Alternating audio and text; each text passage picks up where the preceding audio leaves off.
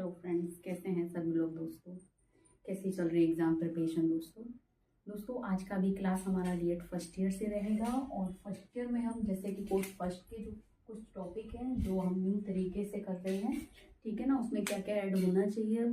तो first year पे हमारा 1.5 चल रहा है, ठीक है, जिसमें हम क्रॉस डिसेबिलिटी की बात कर रहे थे। तो meaning and concept of cross disability कर चुके हैं और आज हम करेंगे approaches of cross disability. Cross disability के क्या क्या अप्रोचेस है, क्या क्या इसके दृष्टिकोण हैं, ठीक है। तो बहुत ही ईजी तरीके से आज मैं आपको ये क्रॉस डिसेबिलिटी के दृष्टिकोण दे के आई हूँ कि क्या दृष्टिकोण रहा है, क्या क्या अप्रोचेस हैं इसके, ठीक है। अप्रोचेस का मतलब आप समझते हैं दृष्टिकोण। दृष्टिकोण का मतलब होता है कि अगर ये होगा तो इसे कैसे देखा जाए, क्या दृष्टिकोण है, क्या नजरिया है किसी चीज का, किस नजरिए के क्या क्या तरीके हैं, ठीक है, वो चीज। तो देखिए दोस्तों, पहले हम जान लेते हैं थोड़ा सा क्रॉस डिसेबिलिटी के दृष्टिकोण के बारे में। दृष्टिकोण क्या है? क्रॉस विकलांगता दृष्टिकोण विकलांगता के सामाजिक मॉडल पर आधारित है। किस पर आधारित है? सामाजिक मॉडल पर आधारित है। क्यों कहा गया है सामाजिक मॉडल पे आधारित है? क्योंकि हम अगर देखें किसी भी डिसेबिलिटी के लिए सबसे ज्यादा जरूरत क्या है? समाज में सहभागिता, पूर्ण भागीदारी, पूर्ण अवसर, ठीक है। तो कह रहे हैं कि क्रॉस विकलांगता के दृष्टिकोण पर क्या है? सामाजिक मॉडल पर आधारित है, जिसमें क्या है? समाज से संबंधित बात की गई है। जो तर्क देता है कि विकलांगता किसी भी व्यक्ति की अंतर्निहित विशेषता नहीं है। विकलांगता एक क्या है? क्या है विकलांगता? एक स्थिति है, ठीक है ना। किसी की अंतर्निहित विशेषता नहीं है, वो ना किसी के द्वारा बनाई गई है, ठीक है, ना उसका कोई ऐसी चीज से है कि किसी चीज से उत्पन्न हो रही है, नहीं, ठीक है ना। एक स्थिति है जिसका कारण समाज, सांस्कृतिक और शारीरिक बाधाओं का एक उत्पाद है, ठीक है। शारीरिक बाधाओं का कॉजेज आपने पढ़े हैं डिसेबिलिटी के, ठीक है, किस कारण होती है, सभी ने पता है डिसेबिलिटी के कॉजेज है, ठीक है ना, जिसमें नेटल, प्रीनेटल, पोस्टनेटल, ठीक है ना, प्राइमरी सेकेंडरी लेवल, ये सब तो वही है ना। शारीरिक बाधाएं, शारीरिक स्थितियां, ठीक है, उसके बाद क्या हुआ? संस्कृतियां, उसके बाद क्या हुआ? समाज में उनको भागीदारी नहीं मिली। तो क्या है विकलांगता? क्या है कि किसी व्यक्ति की अंतर्निहित विशेषता नहीं है, बल्कि सामाजिक, सांस्कृतिक और शारीरिक बाधाओं का एक उत्पाद है जो समाज में पूर्ण भागीदारी को रोकती है, ठीक है। यानी कि क्रॉस विकलांगता का दृष्टिकोण ये कहता है, ठीक है। यह दृष्टिकोण विकलांगता अधिकार आंदोलन से उभरा। ये दृष्टिकोण जो था इस चीज से उभरा कि क्या है? एक शारीरिक और मानसिक और शारीरिक और सांस्कृतिक सामाजिक बाधा को उत्पाद है, इससे उभरा। और अच्छा क्या हुआ? जिसने विकलांगता के उस चिकित्सा मॉडल को चुनौती दी जो विकलांगता को एक व्यक्तिगत विकृति के रूप में देखता था। चिकित्सा मॉडल जो है विकलांगता का चिकित्सा मॉडल, उन्होंने कहा है कि डिसेबिलिटी एक चिकित्सीय रूप में विकृति है, किसी व्यक्ति की व्यक्तिगत रूप से विकृति है, ठीक है ना।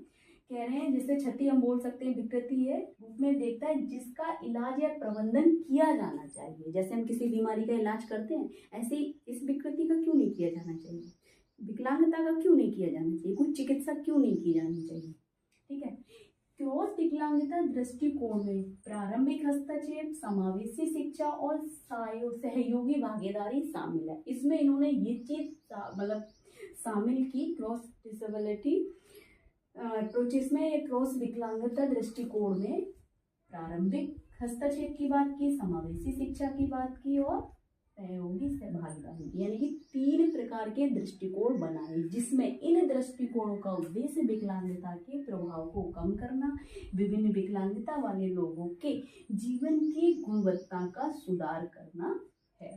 सबसे पहले हम देखते हैं क्रॉस विकलांगता का प्रारंभिक हस्तक्षेप दृष्टिकोण क्या कहता है। क्रॉस विकलांगता के 3 दृष्टिकोण हैं। क्रॉस विकलांगता का प्रारंभिक हस्तक्षेप दृष्टिकोण, समावेशी शिक्षा दृष्टिकोण और सहयोगी या भागीदारी दृष्टिकोण, 3 अप्रोचेस है इसमें। पहला क्या है? क्रॉस विकलांगता का प्रारंभिक हस्तक्षेप दृष्टिकोण। इसमें क्या कहा है?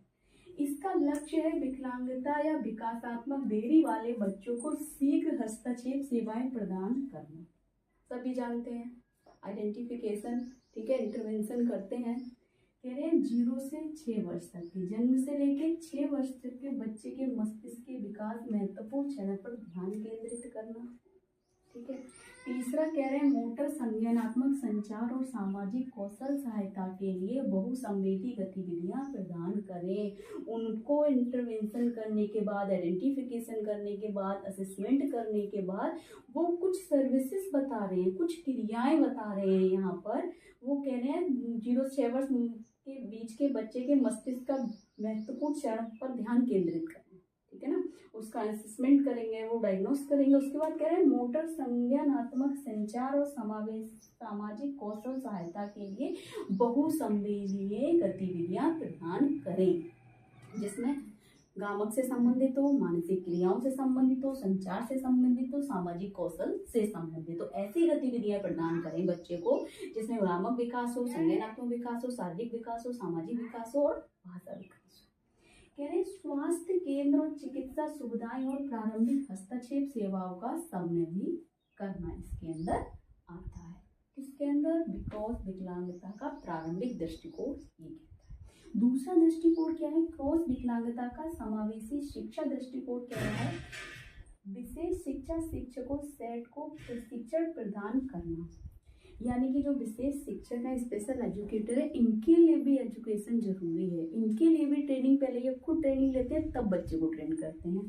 तो कह रहे हैं विशेष शिक्षा शिक्षकों के, कह रहे हैं स्पेशल एजुकेटर ट्रेनिंग जो है शिक्षा प्रदान करना, ताकि वे व्यक्तिगत शिक्षा कार्यक्रम IEP इंडिविजुअलाइज्ड एजुकेशन प्रोग्राम विकसित और कार्यान्वित कर सके, ताकि वे किसी भी बच्चे पर व्यक्तिगत रूप से व्यक्तिगत शैक्षणिक कार्यक्रम कर सकें। ठीक है ना, इंडिविजुअल एजुकेशन प्रोग्राम यानी व्यक्तिगत शैक्षणिक कार्यक्रम विकसित करें और कार्यान्वित करें, उस पर लागू करें। दूसरा इसमें कह रहे हैं गतिविधि आधारित शिक्षण और UDL सिद्धांतों का उपयोग करें। गतिविधि आधारित उसमें टीचिंग हम अप्रोचेस यूज करेंगे, टीचिंग मेथड यूज करेंगे, टीचिंग टेक्निक यूज करना है वहाँ पर, और कह रहे हैं UDL के सिद्धांतों का भी उपयोग करें। तीसरा कह रहे हैं छात्रों को प्रारंभिक हस्तक्षेप से स्कूल की तैयारी की ओर ले जाना। तो क्रॉस विकलांगता का समावेशी दृष्टिकोण ये कहता है। तीसरा है आपका क्रॉस विकलांगता का सहयोगी या भागीदारी दृष्टिकोण। क्या कह रहे हैं इसमें? कह रहे हैं विकलांगता वकालत संगठनों और सरकारी एजेंसियों और सामुदायिक समूह के साथ काम कर रहे हैं। कह रहे हैं विकलांगता क्या है कि बहुत सारे वकालत के साथ संगठनों, सरकारी एजेंसियों, नॉन गवर्नमेंट ऑर्गेनाइजेशन या नेशनल लेवल पे इंटरनेशनल NGOs हो गए, इंटरनेशनल इंस्टीट्यूट हो गए, नेशनल इंस्टीट्यूट हो गए, ठीक है ना, बहुत सारे, और सामुदायिक समूह के साथ काम कर रहे हैं, सभी जानते हैं। दूसरा कह रहे हैं उभरती हुई आवश्यकताओं और सर्वोत्तम प्रथाओं के बारे में उन्हें जानकारी प्रदान करें।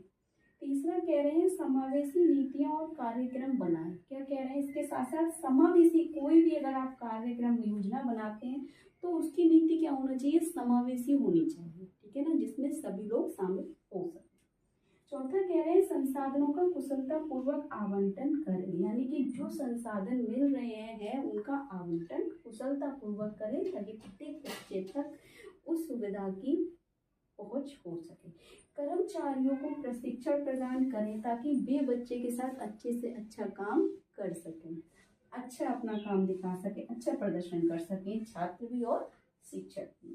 कह रहे हैं ये सभी क्रॉस विकलांगता दृष्टिकोण विकलांगता के आर्थिक बोझ को कम करने और आर्थिक स्वतंत्र जीवन बनाने में मदद करता है। तो ये आपके 5 नंबर के लिए मोस्ट इम्पोर्टेंट रहेगा। अगर 10 नंबर में आएगा तो ये दोनों चीजें आएंगी। अच्छा, इसी टॉपिक के अंदर जो हमारा क्रॉस डिसेबिलिटी, उसमें जो हमारा कॉन्सेप्ट एंड वो था, sorry, meaning and concept of cross disability and approaches and intervention, ठीक है ना, अप्रोचेस हो गया, नेक्स्ट में इंटरवेंशन करा देंगे। अच्छा, एक मेरे पास ये आया था मैसेज, मैम क्या हमारी जॉब लग जाएगी, हम स्पेशल एजुकेटर हैं। भैया बहुत सुनहरा मौका है, आप समझ रहे हैं। इतनी वैकेंसी आने वाली है इस मार्च में, इतनी वैकेंसी आने वाली है कि स्पेशल एजुकेटरों की कमी करने वाली है, इतनी कमी पड़ जाएगी कि उनको ढूंढने से नहीं मिलेंगे। ठीक है ना, बहुत सुनहरा भविष्य होने वाला है स्पेशल एजुकेटर्स का। ठीक है ना, मैं भी इस बार करूँगी, अब तक नहीं कर पाई थी। मेरे से लोग पूछ रहे थे मैम आप टीचर हो, टीचर तो हर कोई होता है, आप भी तो टीचर हो, मैं टीचर हूँ, ठीक है ना। मैं कहती हूँ चलो मान लो मैं टीचर नहीं हूँ, क्योंकि अभी मेरी गवर्नमेंट जॉब नहीं लगी, क्योंकि मैंने अप्लाई नहीं करा, मेरी शादी हुई, थोड़ा फैमिली प्रॉब्लम, फिर बीमारियाँ, थोड़ा सा नहीं कर पाई, वहाँ गैप हो गया, फिर अभी छोटा बच्चा है मेरा, इसलिए मैं अप्लाई नहीं कर पाई। लेकिन अब मेरे पास वो टाइम है, तो हम और आप एक साथ मिलकर तैयारी करेंगे, और बहुत अच्छा मौका है, इस मौके को नहीं खोना है। अपने सीनियर्स को बता दो कि बहुत अच्छा मौका है, कि यानी कि होली के बाद तक आपको इसका रिजल्ट मिल जाएगा वैकेंसीज का, ठीक है। Thank you so much.